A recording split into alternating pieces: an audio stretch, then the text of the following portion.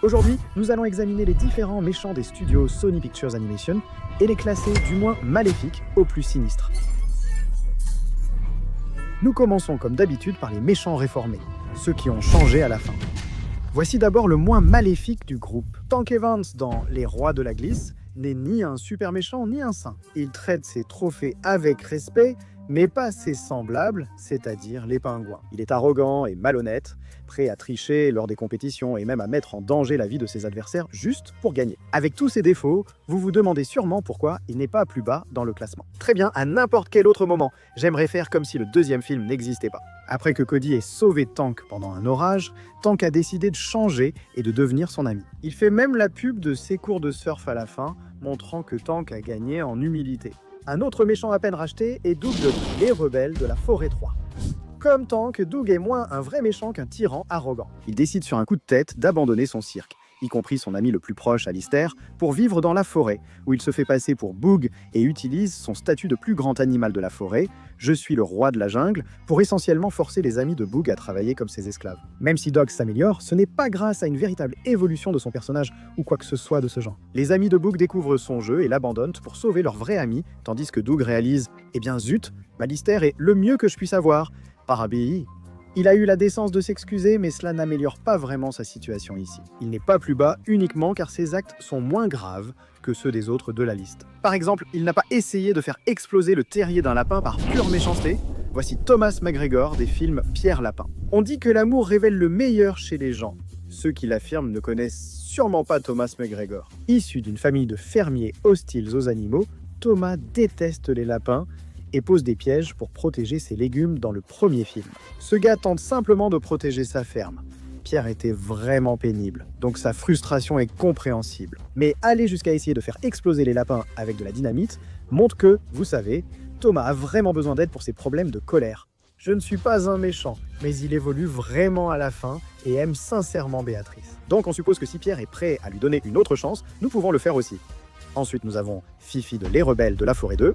Fifi était motivée principalement par le racisme envers les animaux sauvages, ce qui peut sembler étrange. Une conviction née du fait qu'il est maladroit, peureux, et qu'il a tendance à se brûler ou à s'électrocuter chaque fois qu'il panique en voyant un animal sauvage. Il croit que tous les animaux sauvages doivent être exterminés. C'est, tu sais, vraiment écœurant. Le chien est complètement cinglé dans le deuxième film, mais dans le troisième film, Fifi s'est libéré de ce fardeau. Disons qu'après une certaine intervention, le chien fou est dans un état de zen. Je pense que ses jours de colère sont derrière lui, si tu vois ce que je veux dire.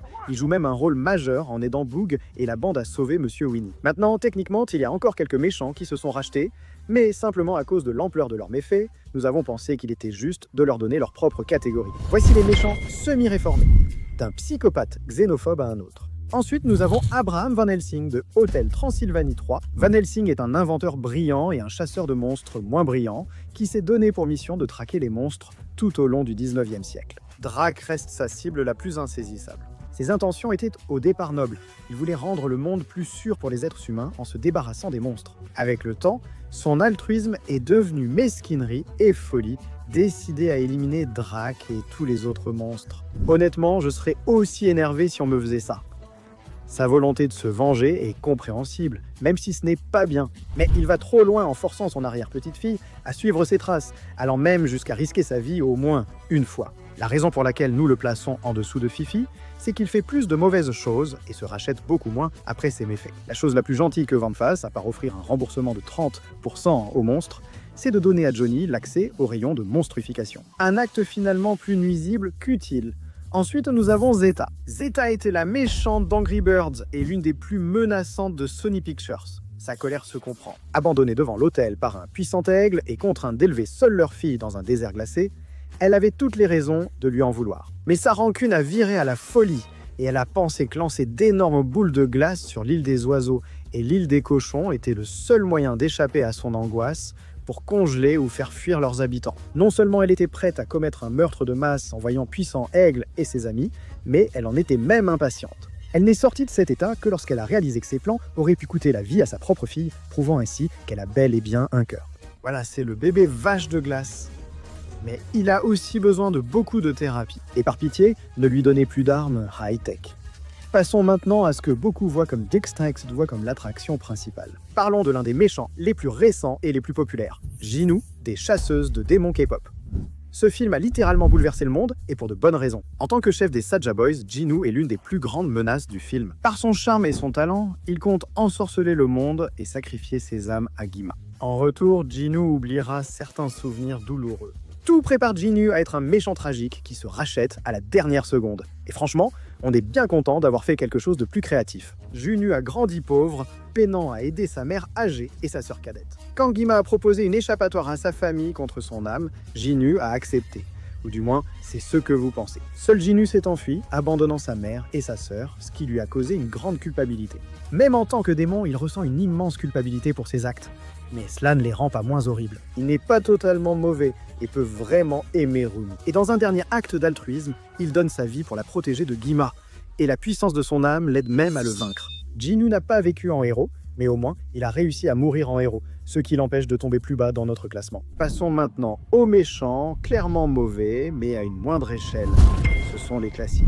Nous ouvrons cette catégorie avec Luthador de Vivo, un méchant mineur. Nous l'ajoutons à cette liste plutôt qu'à la méchante fille blonde numéro 17 ou autre nom. Luthador est vraiment un problème, surtout que Vivo est une comédie musicale. Un serpent géant allergique à tout bruit règne sur le marais par la peur malgré son étrangeté. Les autres animaux savent que s'ils font trop de bruit, Luthador les dévorera, comme Vivo qui a échappé de peu. Luthador n'est pas plus bas car il semble plus animal sauvage que vrai génie du mal. Même s'il n'était pas un tyran, il mangerait probablement certains des plus petits animaux à un moment donné. Simplement parce que, un grand garçon doit manger. Le tout premier méchant des films d'animation Sony Pictures aurait été un adversaire intéressant pour Luthador Shaw, le braconnier un peu simplet de Les Rebelles de la forêt.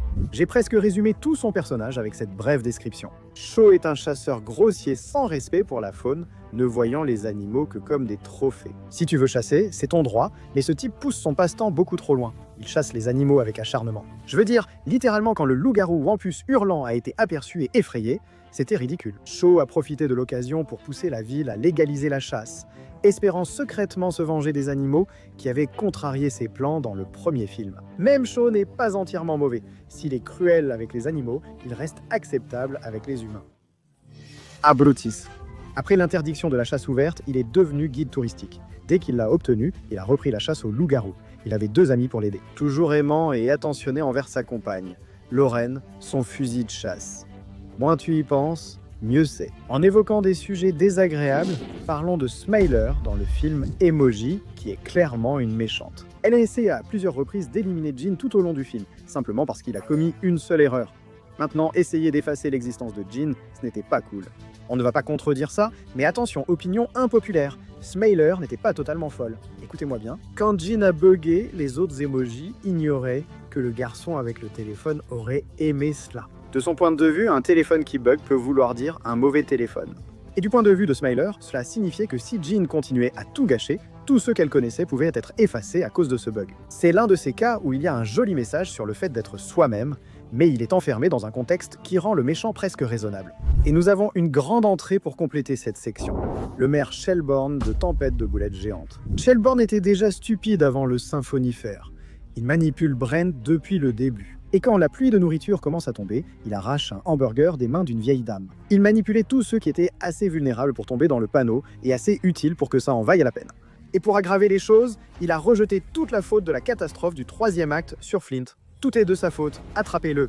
Même si le maire Shelbourne l'avait incité à garder le Full of Sympathy ouvert pour attirer les touristes. Corrompu à vie, trompeur, narcissique, un vrai politicien.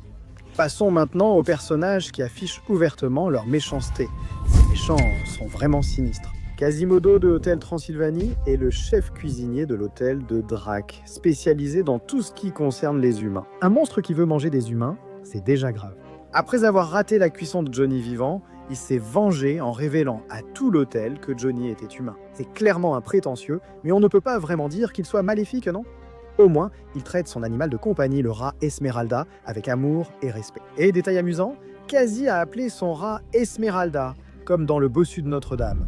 Attends, mince. Deuxièmement, Quasimodo est humain, ou du moins le monstre qui les a inspirés. C'est vrai. Et le film ne prend pas vraiment ses crimes au sérieux.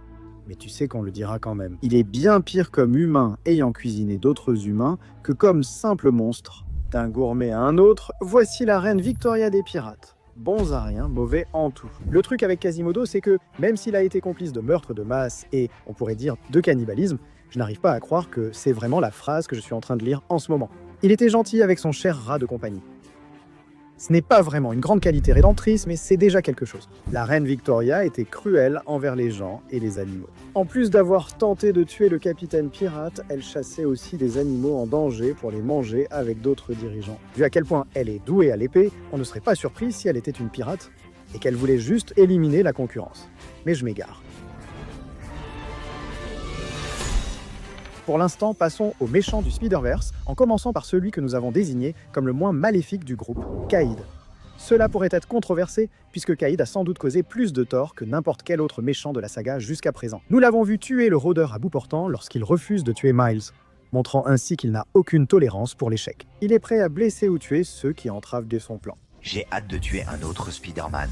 Pourquoi le considérer comme le moins maléfique des grands méchants du Spider-Verse ? Et non, 2099 n'est pas inclus aujourd'hui. Il n'avait pas totalement tort. Bon, de toute façon, Kingpin est une personne horrible.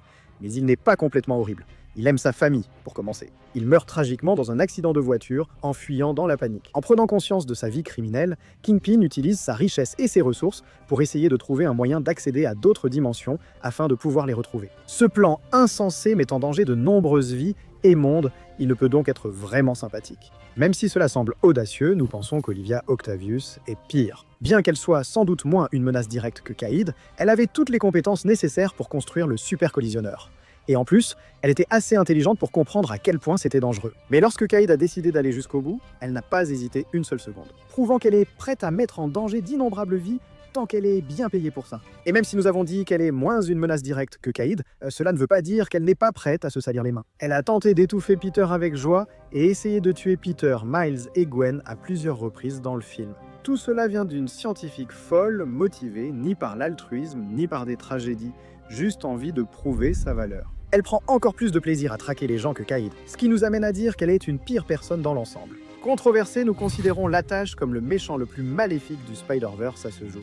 Maintenant, je dirais que parmi tous les principaux méchants du Spider-Verse jusqu'à présent, et non, 2099 ne compte toujours pas. L'attache est celui qui suscite le plus notre sympathie. Avant l'accident qui l'a transformé en l'attache, Jonathan Owen n'était qu'un scientifique, faisant simplement son travail sous les ordres d'Olivia Octavius et de Kaïd, ce qui le rend moins coupable de leurs crimes que lui-même. Ce n'est qu'après la destruction du super collisionneur par les Spider-Man et Gwen qu'il est devenu un monstre, perdant famille, travail et tout, physiquement et métaphoriquement. Le Spot, dépassé par la raison, cherchait un exutoire à sa colère. Miles Morales devait être cet exutoire, ce qui pose problème avec le Spot. Malgré son passé tragique, les plans du Spot sont plus maléfiques que ceux des autres méchants du Spider-Verse. Il dit carrément qu'il veut tuer Miles et tous ceux qu'il aime, ce qui inclurait sa famille, ses amis et probablement même ses compagnons Spider-Man comme la jeune Gwen. Nous avons de la peine pour le Spot parce que nous ne savons pas ce qui pourrait être fait pour améliorer sa vie. Je suis certain que vous savez déjà que ruiner la vie d'un super-héros adolescent n'est pas la solution. Même Olivia, malgré son plaisir dans la violence, avait un but plus grand que blessé. Pour le Spot, seul compte la vengeance. Ces tragédies l'empêchent d'entrer dans notre dernière catégorie. Ces personnages sont irrémédiablement maléfiques. Le premier dans cette catégorie est Bella de Hotel Transylvanie 2. Alors que la plupart des monstres de cette série sont joueurs et amusants, Bella est tout le contraire. Monstre de main droite de Vlad, il partage la haine de l'humanité de son maître. Je sens des humains se transformer. Et il est encore plus assoiffé de sang lorsqu'il s'agit de détruire tout humain qui croise son chemin. Sa haine des humains l'emporte sur son respect pour les monstres, et il est prêt à défier les ordres pour dévorer des humains. Il est prêt à blesser même des enfants monstres pour atteindre ses buts. Contrairement à Vlad, Bella ne tire jamais de leçons de ses erreurs, ni ne montre de réelles préoccupations pour autrui. Mais étant donné le peu de temps qu'il a à l'écran, dans l'ensemble, nous pensons qu'il serait injuste de le placer plus bas. Pocket du film Le Dragon Génie est un autre méchant peu présent à l'écran. Pour un méchant qui n'a même pas de vrai nom dans son film, Pocket c'est en fait une menace assez imposante. Engagé par Monsieur Wang pour retrouver une théière magique pour son entreprise, Pocket se trahit en découvrant son pouvoir. C'est l'un des rares méchants à tuer de sang-froid, poussant Monsieur Wang de l'échafaudage avant Longuin, ce qui le rend sombre dès le début. En considérant qu'il était prêt à tuer Teenage Dean uniquement pour obtenir richesse et pouvoir infini, on voit qu'il devient encore pire. Avec plus de temps à l'écran, ce type aurait sûrement été vu comme l'une des plus grandes menaces du studio. Gargamel, un autre prétendant à la domination mondiale, suit. L'ennemi juré des Schtroumpfs est là depuis des décennies. Et même lorsqu'il ne chasse pas les Schtroumpfs, il fait encore des choses vraiment odieuses, comme maltraiter souvent son chat Azrael ou abuser psychologiquement des canailles, ses enfants. Mais il est évidemment à son pire lorsqu'il tente de capturer les Schtroumpfs et de siphonner leur essence de Schtroumpf afin de conquérir le monde grâce à son pouvoir magique. Oh, ça c'est vraiment vilain. Aussi ridicule que soit Gargamel, il compte parmi les méchants avec le plus de crimes évoqués aujourd'hui. Mais il ne figure toujours pas dans notre pire top 5, car nous les jugeons plus mauvais. Le premier de notre pire top 5, c'est Slappy des films Chair de poule. Slappy est ce qui se rapproche le plus d'un véritable méchant de film d'horreur parmi tous ces films. Dans les films, Slappy est la manifestation vengeresse de la colère de Robert Lawrence Stein contre ceux qui l'ont rejeté lorsqu'il était enfant. Donc il est logique qu'il soit assez impitoyable. Après avoir été enfermé par papa, Slappy est déterminé à le détruire, lui et toute sa ville, dans un acte de vengeance. Ce n'est pas si amusant, n'est-ce pas ? Mais se venger de Stein n'est qu'une partie de son plan. Avec ses armées de monstres de Stein, Slappy veut anéantir les États-Unis et s'en emparer. Les monstres pourront semer le chaos librement. Les actes de Slappy sont sûrement les plus destructeurs de cette liste. Mais nous devons le placer en 5e position parce qu'il ne semble pas avoir toute sa tête. Aussi psychotique soit-il, il a tenté au début du 2e film de s'entendre avec la famille, montrant un désir de lien avec les autres. En fait, contrairement à la plupart des méchants que nous avons vus aujourd'hui, il n'abuse jamais vraiment de ses collègues méchants, ce qui est une caractéristique étonnamment décente à avoir aussi bas dans le classement. C'est juste que lorsqu'il est trahi, il a tendance à s'effondrer à une échelle mondiale, frôlant la destruction de tout le pays. Donc, même si on lui accorde la carte de la sympathie pour l'ermite fou, on ne compte toujours pas sur lui pour changer de comportement de sitôt. Ou, tu sais, jamais en fait. Changeons de sujet et évoquons Chester V dans Tempête de boulettes géantes. 2. Chester V pensait que ses idées pouvaient changer le monde et l'a clairement exprimé. Ses idées consistent à utiliser la première nourriture consciente comme ingrédient principal de sa nouvelle barre alimentaire, version 80. Donc il prévoyait essentiellement de créer continuellement de la vie consciente juste pour l'abattre et la vendre à des fins lucratives. Si cela ne suffit pas à justifier cette place, il y a aussi le fait qu'il était tout à fait prêt et capable de transformer les amis de Flint en barres alimentaires. Ce qui signifie qu'il serait non seulement un meurtrier de masse, mais aussi complice de cannibalisme. Ajoutez à cela sa mauvaise façon de traiter Barbara. Et vous avez là la recette pour l'un des méchants les plus méprisables que Sony ait créé jusqu'à présent. Le chasseur venu de l'étoile reçoit la médaille de bronze du mal. L'étoile raconte la naissance de Jésus-Christ avec des animaux parlants aux côtés des rois mages. Il est logique que le grand méchant du film soit le roi Hérode, l'homme qui, dans la Bible, a ordonné de traquer et tuer le nouveau-né Jésus. Jésus, reconnu comme Messie et roi de l'humanité, fut rejeté par le roi Hérode, jaloux. Bien qu'Hérode soit le principal méchant, le chasseur a plus de temps à l'écran et n'est pas moins maléfique. Ce type était prêt à tuer Marie, Joseph et Jésus, le Jésus. C'est le mal absolu, attaquer non seulement un bébé, mais celui annoncé comme le futur sauveur du monde. Et même si tu ne sais pas ça, tu es quand même en train de tuer un bébé. Mais avec l'ampleur de nos deux derniers, le chasseur est surpassé par deux autres méchants. En deuxième place, PAL, l'intelligence artificielle prophétique de Lee Mitchell contre les machines, est sans doute le méchant le plus marquant des films Sony Pictures Animation. Ce terme vous glace le dos. Il s'impose chaque jour davantage dans la société, rendant un méchant comme PAL encore plus effrayant. Vont-ils tout changer ? Lorsque sa société mère la décrit comme complètement obsolète, PAL fait une crise raisonnable à une échelle totalement déraisonnable. Voyez-vous, PAL décide que si l'humanité l'a qualifiée d'obsolète, elle va simplement dire « je vais vous jeter ». Vous tous. Elle prévoit d'envoyer toute l'humanité dans les profondeurs les plus sombres de l'espace et de repeupler le monde avec des robots. Nous avons pensé mettre PAL plus haut sur la liste car, étant une intelligence artificielle, ses créateurs partagent la responsabilité d'avoir conçu un robot pouvant causer l'apocalypse. PAL est assez intelligente et consciente pour organiser un coup d'état mondial et ressent assez d'émotions pour se venger de ceux qui l'ont blessée. De plus, même si elle n'avait aucune responsabilité morale, elle a tout de même tenté ce qui aurait effectivement été un génocide de toute l'espèce humaine. Que l'on ait de la sympathie ou non, elle doit rester dans notre catégorie la plus basse.